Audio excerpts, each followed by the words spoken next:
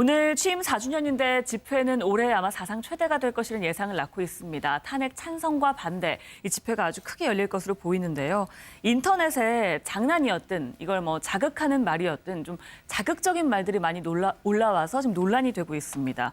심지어는 할복 준비물을 챙겨라라든지 청년 암살 살수단 모집이다 이런 글까지 올라오고 있어요. 그러니까 지금 이게 집회 양상도 그렇지만 지난번 그 헌법재판소 심판에서 이제 대통령 대리인진 김평우 변호사가 여러 가지 이야기를 하셨죠. 그때 하시면서 아스팔트를 피로 물들여야 된다. 그다음에 영국의 크롬웰 혁명 때 그때 100만 명이 죽었다. 이런 이야기를 하시면서 여러 가지 좀 자극적인 발언들을 해서 이게 과연 대리인을 할 수 있는 이야기냐 논란이 있었지만 이게 사실은 지금 그 이후에 보면 이정미 재판관 등 헌법재판관들에 대한 위해가 여러 가지 정보가 입수가 돼서 지금 경찰 인당 3명씩 24시간 그것도 실탄을 가지고 지금 경호하고 있는 상황입니다. 또나 지금 특검 사고 지금 경호를 받고 있고 그다음에 지금 문재인 전 대표 같은 경우도 개인적인 지금 경호를 받고 있는 상황이에요. 그리고 지금 오늘 같은 경우 보면 이 여러 가지 이제 인터넷 사이트에 올라온 글들 자체가 굉장히 예전보다는 자극적인 글들이 많이 올라오고 있습니다. 피, 학살, 무슨 그다음에 열사 등등 이런 게 나오고 있고 또 반대편에서 마찬가지지만 지금 이쪽에서도 김평우를 사살하라든지 이런 식의 지금 극단적인 이야기들이 많이 나오고 있거든요. 왜냐하면 이게 지금 어떤 이 상황 자체가 이제 결정 자체 임박해지면서 서로 간의 감정이 격앙되고 있고 특히 이제 그동안 집회 같은 경우 보면 광화문 내거리를 중심으로 해서 이제 경찰이 버스로 차단막을 치고 광화문 쪽은 촛불, 이 밑을 남대문 쪽은 이제 그 태극기 이렇게 해서 이제 분리해서 했지 않습니까? 근데 만약에 이제 지금 숫자가 많아지고 인원이 많아지고 한다라면 이 충돌 가능성은 저는 충분히 있다고 봅니다. 그러면서 본다면 이런 것들 좀 자극하는 것들은 저는 정말 경찰이 원천을 좀 잡아서 좀 처벌을 해야 될 것 같아요. 그리고 이걸 자극하는 정치인들 또 이런 집회 참가자들 이런 분도 좀 자제를 했으면 합니다. 근데 또 역발상으로 보자면 이렇게 오랫동안 시위가 일어났음에도 불구하고 그 눈에 띄는 폭력 사태가 서로가 자제됐다는 거는 참 정말 어떻게 보면 다행스럽고 그렇게 자제한 분들을 좀 칭찬하고 싶은데요. 어쨌든 자기 의사를 표출하고 집회 결사의 자유는 있습니다. 그러나 끝까지 이런 그 비폭력으로 좀 해주셨으면 좋겠다는 생각이 드는데 이게 그렇습니다.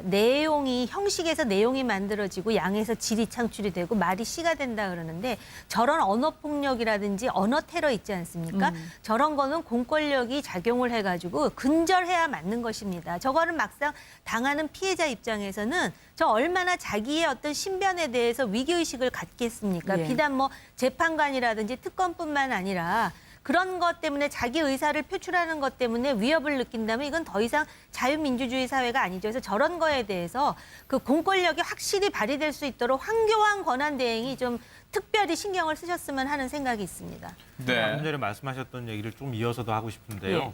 말씀하신 것처럼 그동안에 이렇게 극단적으로 서로 간에 이제 입장이 갈리고 박근혜 대통령의 탄핵 찬성과 반대로 이렇게 입장이 갈렸음에도 불구하고 특별히 눈에 띄는 폭력 사태나 이런 것들이 발생하지 않았다는 것만으로도 굉장히 우리가 이제 민주주의적 질서에서 전 세계에 굉장히 모범이 될 만한 뭔가를 보여줬다. 이제 그렇게 생각하는데요. 그러니까 일부 사람들이 이렇게 글을 올리는 것을 우리가 너무 과잉 해석하거나 너무 무게를 두려고 하고 자꾸 그걸 이렇게 언론에서 너무 많이 노출하는 것도 또한 그게 자극이 될 수 있지 않을까 하는 걱정도 사실은 됩니다. 그러니까 말씀하셨던 것처럼 이건 극히 일부의 사람들의 얘기일 거라고 저는 믿고요. 그러니까 그 사람들의 어떤 그 충동이라든가 아니면 선동이라든가 이런 부분을 이런 게 이제 다 커뮤니티나 이런 데에서 이제 나오는 얘기들이잖아요. 그러니까 주변에 있는 분들이 그렇게 하면 안 된다고 또 자제도 시키고 그게 이제 여론으로서 실제로 이제 만들어질 수도 있다고 생각하거든요. 근데 그런 부분에 대해서는 자율적인 어떤 사람들 간에 좀 자제를 시키는 그런 게 좋을 것 같고요. 만약에 그게 극단적인 방향으로 진짜 불법적인 방향으로 표출될 만한 그 무엇이 있다 그러면 그거는 이제 공권력이 해결해야 될 문제겠죠. 그러니까 여론 안에서 해결해야 될 문제는 여론에서 해결하고 그 범위를 넘어서는 것을 막는 게 공권력의 원래 역할이기 때문에 그런 부분은 공권력이 준비를 하면서 대비를 할 수 있는 상황만 만들면 되지 않을까 싶습니다. 지금 어떤 과거 역사를 통해 보더라도 정치적인 독립이나 이런 부분에 대해서 박해를 받았을 때도 폭력으로 맞설 것이냐라고 묻는다면 우리는 평화를 말하겠다라는 얘기가 대부분의 지금 패널들 말씀 사이에서도 나오고 있는 상황인데 저희 역시 이 부분을 조장하거나 이를 부풀리기 위한 얘기는 아닙니다만 현실적으로 봤을 때 이 좀 특검과 이를 판단하고 있는 헌재 재판소 이 심판관들의 여러 가지 위협설들이 제기되고 있는 네. 부분이 있어서 이를 우려하는 마음에서 이런 얘기가 있는데 관련 화면을 조금 보시고 얘기를 나누도록 하겠습니다. 박영수 특검의 얼굴이 인쇄된 깃발에 야구 방망이를 대더니 스프레이로 X표를 그립니다. 바로 깃발을 불태우더니 발로 짓밟기까지 합니다.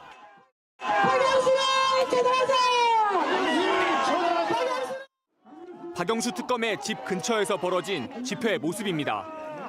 일부 집회 참가자들은 박 특검의 아파트로 난입을 시도하려다 경찰의 제지를 받기도 했습니다. 이정미 재판관이 제대로 헌법재판관으로서 소명을 잊어버리고 있어요. 이거는 국민이 다른 쪽으로 하면 계도를 해야 되고.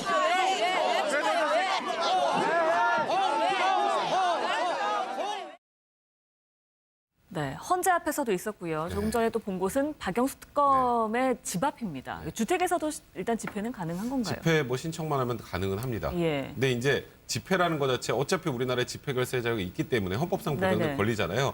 저기서 피켓을 들고 뭐 집회를 하는 것까지는 괜찮은데 네.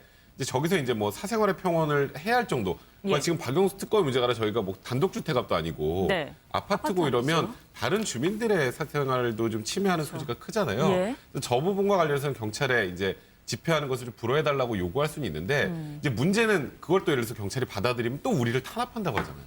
그러니까 이제 그런 문제들이 생기면서 굉장히 경찰도 지금 머리가 많이 아픈 상황이라고 합니다. 근데 네. 다만 저기서 더 나아가서 지금 뭐 입에 담기도 뭐한 그런 얘기들, 뭐 폭력이지 뭐 그 네. 안에서 일어난다거나 위해를 가한다거나 하면 그거는 이제 당연히 형사처벌 대상이 되는데요. 네. 지금 저는 그러니까 이게 저도 처음에 이런 사태까지 올 거라고 생각을 하지 못했는데 박영수 특검, 그다음에 이정미 재판관, 그다음에 나머지 헌법재판관도 마찬가지입니다.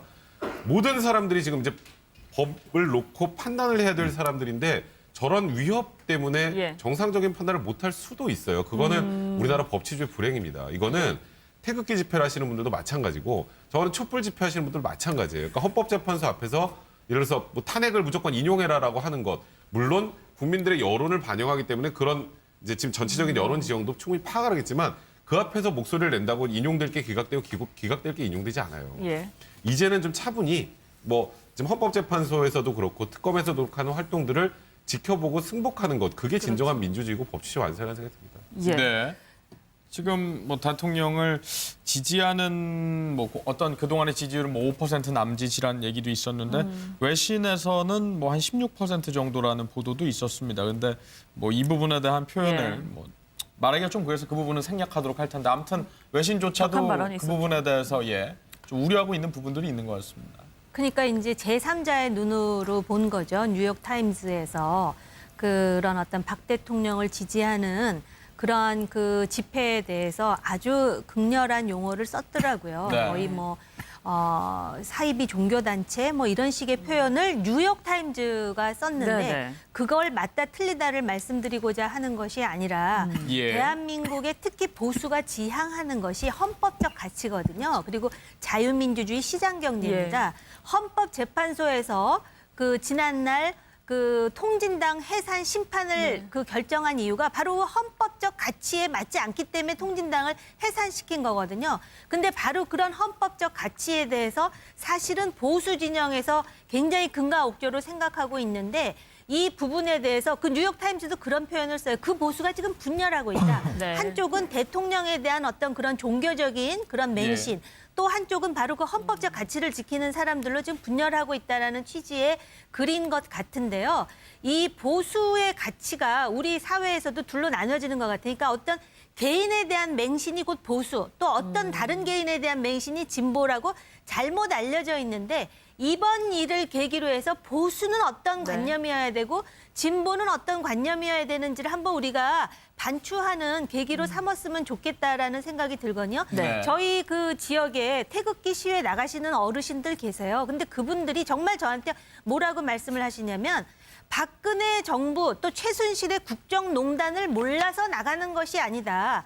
근데 이런 부분도 있지 않았습니까? 솔직히 말하면 촛불 시위하는 분들 중에 단두대라든지 정말 쳐다볼 수 없는 그런 네. 이상한 형상을 막 만들어가면서 무슨 혁명, 노동자 무슨 뭐 이런 얘기 하셨던 것도 맞잖아요. 네. 그러니까 그런 것들 때문에 이렇게 되다가는 헌법적 가치를 지키는 어떤 국가 자체가 흔들릴 수 있다는 걱정으로 나가는 분들이에요. 그러니까 그분들이 박근혜 대통령이 잘못한 게 아니라는 생각으로 나가는 게 아니다라는 부분을 분명하게 예. 말씀하시거든요. 네. 그러니까는 이번 일을 계기로 비단 보수뿐만 아니라 진보는 그럼 뭘 지향하는 건지 이런 거에 대해서 상대방에 대해서 손가락질하기 전에 자기 자신을 성찰하는 계기가 됐으면 좋겠습니다. 네. 결국 이제 보수의 가치와 진보의 가치가 사실 우리나라의 민주주의 역사가 짧기 때문에 아직 확립이 안 된 상황 같아요. 예. 그러면서 본다면 지난번 우리가 이제 2015년에 민중 그 대궐기 할 때 그 폭력 사태 일었을 때 그때 우리가 여러 가지 이제 비판을 했지 않습니까? 그때 이제 그 뭐 민주노총 이런 데서는 결국 우리가 국가 폭력 앞에 우리가 폭력을 좀 행사했기로서니 그게 뭔가 문제가 되느냐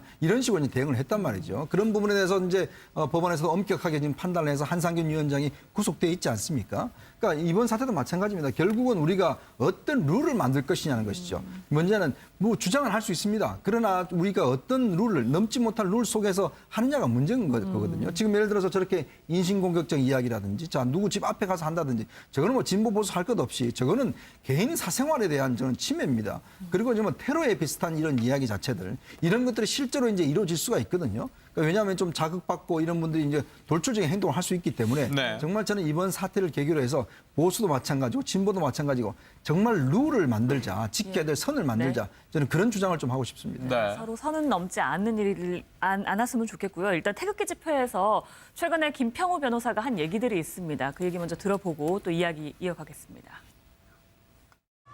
가족도 없는 여자분 아닙니까? 대한민국의 남자들 부끄러워요, 부끄러워.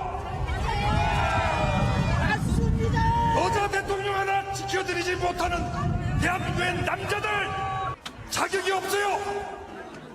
억울한 여성이 대한민국의 대통령이 당하는 이 억울함을 보면서 울지 않는 남자가 있다면 그것이 대한민국의 남자입니까? 지금 한국에서 일어나고 있는 현상이 똑같죠? 만일에 예. 이런 현상이 1년만 지속되면요. 예. 바로 북한이 됩니다. 언론이 먼저 우리나라의 헌법 질서를 완전히 다 파괴했어요. 예. 언론의 자유를 예. 다 뺏어버린 거예요. 예. 이건 유엔에 제소할 사유입니다. 예. 무슨 말인지 아세요? 예. 우리 박근혜 대통령님께서 참으로 며칠 만에 감소하시고 미소를 지으시고 웃으셨다고 합니다. 제가 좀 즐겁게 해드리려고 솔직히 말해서 애교 좀 떨었습니다. 정말 대통령님과 제가 모처럼 웃었습니다만 사실은 그 눈은 눈물에 젖어 있었습니다. 이렇게 아무 죄도 없는 분을 직무를 중지시켜서 청와대에 가두어 놓고 다른 사람들을 만날 수도 없게 만들어 놓고 매일같이 한숨과 눈물로 지새우도록 만들었단 말입니까? 네. 이런 뭐 과거 이력을 갖고 이력이라는 표현이 뭐 이럴 수 있는데 어쨌든 이건 법률 측 대리인 대통령 변호인단에 합류하기 전이었고 이렇게 좀 변호인이라는 것 자체가 뭐 그 소추인을 위해서 가는 거는 맞지만 이렇게 노골적인 행동을 한 다음에 변호인단에 합류한다는 것 자체는 문제가 없습니다. 사실 굉장히 부적절하죠. 뭐 그 부분에 대해서는 뭐 저도 이제 변호사다 보니까 예. 지금 그 김평우 변호사님 말씀하시는 거 보면 그냥 감성의 호소잖아요. 예. 지금 우리는 대통령의 방점을 찍어야 되는데 대통령이 국정 수행을 하다가 어떤 잘못을 저지르면 이렇게 극단적으로 탄핵까지 당할 수 있는지에 대해서 얘기를 하셔야 되는데 저분은 여성의 방점을 찍어놓고 우리 불쌍한 여성 대통령, 약한 대통령을 남자가 부끄럽다 이런 얘기를 하시는데 이번에 그 사실 22일 날 그 증인신문 이후에 마지막 뭐 김평호 변호사가 했던 변론 내용도 저는 그때 당시에 물론 뭐 다 보면 법리가 많이 나온다고 어떤 분은 제 SNS에 다 읽어보고 얘기하라고 막 뭐라고 화를 내시는 분도 있던데 저 다 읽어봤습니다. 네. 네. 어떤 읽어보셨다고, 주장하시는 네, 분들도 다 인정하고요. 확인해 봤는데 네. 아무리 설사 법리를 얘기하셨다고 하더라도 그 이후에 나머지 얘기들 뭐 강일원 주심에게 아니 수석 저희 국회 측 수석 대리인이냐 그다음에 뭐 거의 입에 담지 못할 용어들을 계속 썼잖아요. 그러니까 이게 사실 법으로 이 김평우 변호사도 대한변협 회장까지 하시고 원로 법조인들 중에 법조인으로서 존경받았던 분이라면 헌법재판소 안에서 물론 이렇게 바깥에서 이런 얘기 하시고 이 대리인단에 합류하는 게 부적절하지만 그래도 이 법적으로 문제 없으니까 들어오셨으면 이 안에서는 정말 순수하게 법으로 다투셔야 되는데 제가 보기에 법으로 다투시기보다는 감성의 호소하고 장외 여론전만 펼쳤다는 생각이 듭니다. 네. 왜냐하면 그 법리라고 얘기하셨던 게 결국 그겁니다. 소추사유 13개를 미국 보면 다 각각으로 하나씩 의결을 해서 판단해야 되는데 우리나라는 섞어찌기였다. 이런 표현 썼죠. 근데 노무현 대통령 때도 그렇게 했습니다. 그리고 13개를 각각 해서 표결해야 된다는 어떠한 법도 없어요. 우리나라에. 네. 우리나라는 그렇게 해왔던 겁니다. 노무현 대통령 때부터. 그냥 국회의원 뭐 3분의 2 이상 찬성하면 수초 의결되는 거예요. 네. 그 사유를 어떻게 만들든. 근데 지금 와서 이미 법무부에서까지 전혀 문제가 없다라고 밝힌 걸 다시 처음으로 돌리자는 얘기는 시간 끌자는 얘기 그 전에 대통령들 대리인단들이 했던 것을 조금 진일보하게 했다는 거에 대한 법리밖에 없었거든요. 그러니까 이제는 정말 뭐 더 이상 뭐 최후변론길 한 번만 남았으니까 크게 뭐 더 많이 하실 건 없겠지만 이제는 정말 좀 법으로 좀 얘기를 하셨으면 한다는 생각이 듭니다. 네. 네. 여론전 자체도 뭐 전략이다 이런 얘기도 있었습니다. 지금 또 우리가 예. 그 탄핵 심판을 하고 있는 중이잖아요. 여론전이 전략이 된다는 것 자체가 굉장히 좀 슬픈 일이라는 생각이 드는데요. 이거는 거꾸로 말하면 탄핵 심판에서 법리 논쟁에 자신이 없다는 얘기잖아요. 그러니까 오히려 국민을 편가르게 하는 거예요. 근데 앞서 이제 그 뭐 진보 보수 얘기도 나오고 예. 서로 여론전에 대해서 얘기가 나왔지만 그러니까 뭐가 잘못된 것인지에 대해서 얘기할 자유는 누구한테나 다 있는 건 사실입니다. 그렇지만 그 얘기할 논거를 가지고 얘기를 해야 될 거 아니에요. 난 누구를 좋아하니까 무조건 싫어. 이렇게 하는 것 자체는 논리가 성립이 되질 않잖아요. 그러니까 박 대통령 측이 그동안에 보여줬던 여러 가지 모습들에 대해서 국민들이 왜 저걸 비판하는지를 얘기를 하고 있잖아요. 네.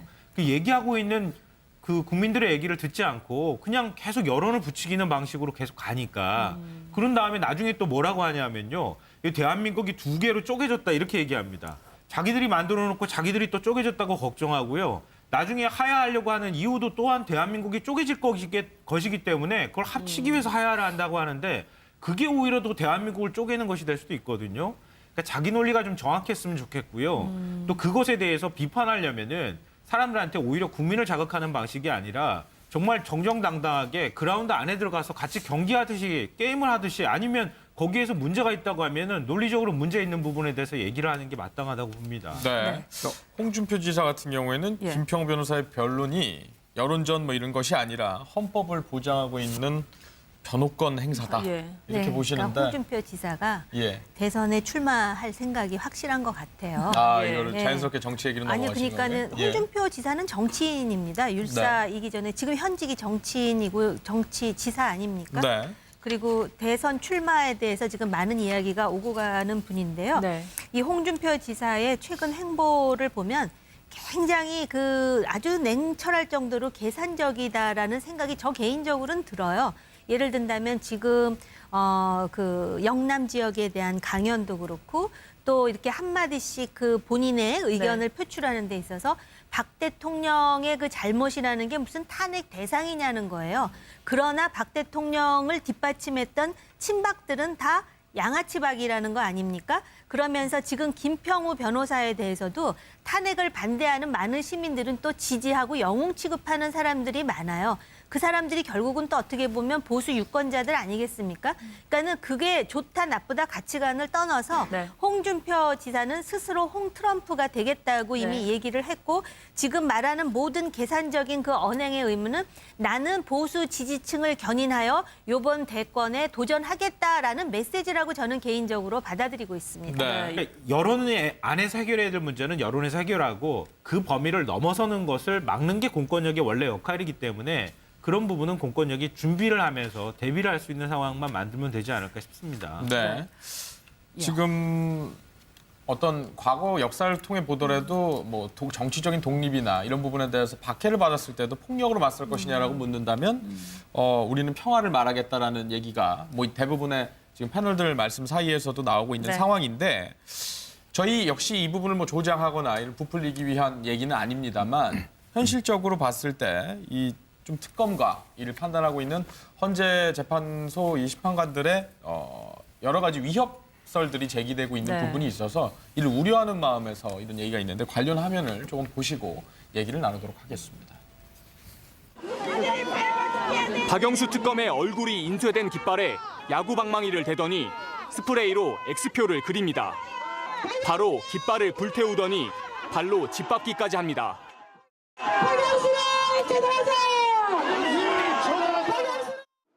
박영수 특검의 집 근처에서 벌어진 집회 모습입니다. 일부 집회 참가자들은 박 특검의 아파트로 난입을 시도하려다 경찰의 제지를 받기도 했습니다. 이정미 재판관이 제대로 어떤 이 상황 자체가 이제 이제 결정 자체 임박해지면서 서로 간의 감정이 격앙되고 있고 특히 이제 그동안 집회 같은 경우 보면 광화문 내거리를 중심으로 해서 이제 경찰이 버스로 차단막을 치고 예, 예. 광화문 쪽은 촛불, 이 밑을 남대문 쪽은 이제 그 나눴었죠. 태극기 이렇게 해서 이제 분리해서 했지 예. 않습니까? 예. 근데 만약에 이제 지금 숫자가 많아지고 인원이 많아지고 한다라면 이 충돌 가능성은 저는 충분히 있다고 봅니다. 그러면서 본다면 이런 것들 좀 자극하는 것들은 저는 정말 경찰이 원천을 좀 잡아서 좀 처벌을 해야 될 것 같아요. 그리고 이걸 자극하는 정치인들 또 이런 집회 참가자들 이런 분도 좀 자제를 했으면 합니다. 네. 근데 네. 또 역발상으로 보자면 이렇게 오랫동안 시위가 일어났음에도 불구하고 그 눈에 띄는 폭력 사태가 지금까지요. 서로가 예. 자제됐다는 거는 참 네. 정말 어떻게 보면 다행스럽고 그렇게 자제한 분들을 좀 칭찬하고 싶은데요. 네. 어쨌든 자기 의사를 표출하고 집회 결사의 자유는 있습니다. 그러나 끝까지 이런 그 비폭력으로 좀 해주셨으면 좋겠다는 생각이 드는데 네. 이게 그렇습니다. 내용이 형식에서 내용이 만들어지고 양에서 질이 창출이 되고 말이 씨가 된다 그러는데 저런 언어 폭력이라든지 언어 테러 있지 않습니까? 저런 거는 공권력이 작용을 해가지고 근절해야 맞는 것입니다. 저거는 막상 당하는 피해자 입장에서는 저 얼마나 자기의 어떤 신변에 대해서 위기의식을 갖겠습니까? 예. 비단 뭐 재판관이라든지 특검뿐만 아니라 그런 것 때문에 자기 의사를 표출하는 것 때문에 위협. 재판관으로서 그 해명을 잊어버리고 있어요. 내가 국민이 다른 쪽으로 하면 대도를 해야 되고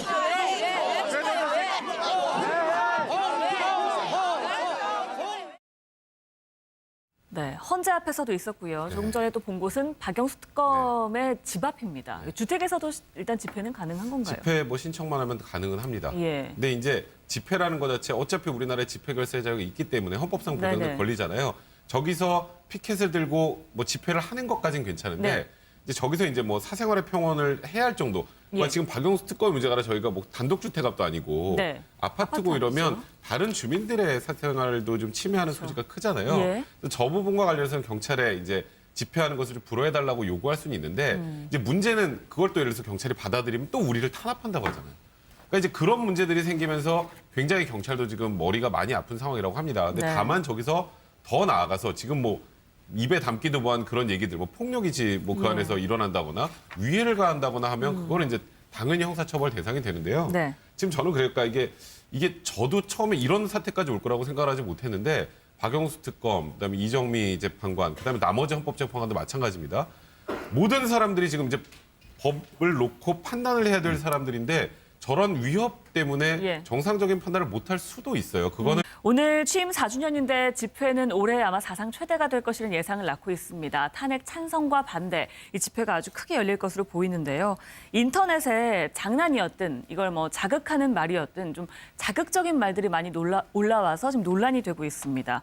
심지어는 뭐 할복 준비물을 챙겨라라든지 청년 암살 살수단 모집이다 이런 글까지 올라오고 있어요. 그러니까 지금 이게 집회 양상도 그렇지만 지난번 그 헌법재판소 그 심판에서 이제 대통령 대리인진 김평우 변호사가 네. 여러 가지 예. 이야기를 하셨죠. 그때 하시면서 아스팔트를 피로 물들여야 네, 된다. 네. 그다음에 영국의 크롬웰 혁명 때 그때 뭐 100만 명이 죽었다. 뭐 이런 예. 이야기를 하시면서 여러 가지 좀 자극적인 발언들을 해서 이게 과연 대리인을 할 수 있는 이야기냐 논란이 있었지만 이게 사실은 지금 그 이후에 보면 이정미 재판관 등 헌법재판관들에 대한 위해가 여러 가지 정보가 입수가 돼서 지금 경찰 인당 3명씩 24시간 그것도 실탄을 가지고 지금 경호하고 있는 상황입니다. 예. 그렇다고 또나 지금 특검 사고 지금 경호를 받고 있고 그다음에 지금 문재인 전 대표 같은 경우도 개인적인 지금 경호를 받고 있는 상황이에요. 그리고 지금 오늘 같은 경우 보면 이 여러 가지 이제 인터넷 사이트에 올라온 글들 자체가 굉장히 예전보다는 자극적인 글들이 많이 올라오고 있습니다. 뭐 피, 학살, 무슨 뭐 그다음에 열사 뭐 등등 이런 게 나오고 있고 또 반대편에서 마찬가지지만 지금 이쪽에서도 뭐 김평우를 사살하라든지 뭐 이런 식의 지금 극단적인 이야기들이 많이 나오고 있거든요. 왜냐하면 이게 지금 을 느낀다면 이건 더 이상 자유민주주의 사회가 아니죠. 그래서 저런 거에 대해서 그 공권력이 확실히 발휘될 수 있도록 황교안 권한대행이 좀 특별히 신경을 쓰셨으면 하는 생각이 있습니다. 좀 전에 말씀하셨던 얘기를 좀 이어서도 하고 싶은데요. 말씀하신 것처럼 그동안에 이렇게 극단적으로 서로 간에 이제 입장이 갈리고 박근혜 대통령의 탄핵 찬성과 반대로 이렇게 입장이 갈렸음에도 불구하고 특별히 눈에 띄는 폭력 사태나 이런 것들이 발생하지 않았다는 것만으로도 굉장히 우리가 이제 민주주의적 질서에서 전 세계에 굉장히 모범이 될 만한 뭔가를 보여줬다. 이제 그렇게 생각하는데요. 그러니까 일부 사람들이 이렇게 글을 올리는 것을 우리가 너무 과잉 해석하거나 너무 무게를 두려고 하고 자꾸 그걸 이렇게 언론에서 너무 많이 노출하는 것도 또한 그게 자극이 될 수 있지 않을까 하는 걱정도 사실은 됩니다. 그러니까 말씀하셨던 것처럼 이건 극히 일부의 사람들의 얘기일 거라고 저는 믿고요. 그러니까 그 사람들의 어떤 그 충동이라든가 아니면 뭐 선동이라든가 이런 부분을 이런 게 이제 다 커뮤니티나 이런 데에서 이제 나오는 얘기들이잖아요. 그러니까 주변에 있는 분들이 그렇게 하면 안 된다고 또 자제도 시키고 그게 이제 여론으로서 실제로 이제 만들어질 수도 있다고 생각하거든요.